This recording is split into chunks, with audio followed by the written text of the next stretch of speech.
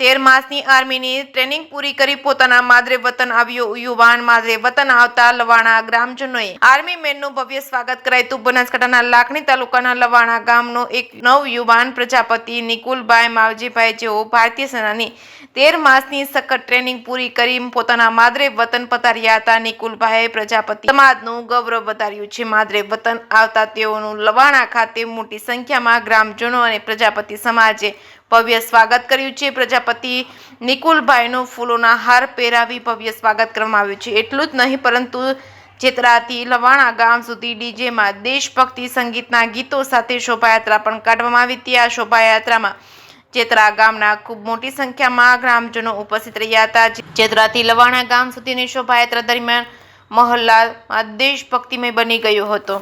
જે કે સિંહ ગુજરાતી સાથે મહાદેવ પ્રજાપતિ સાથે ભીમજતી ગોસ્વામી લાખણી।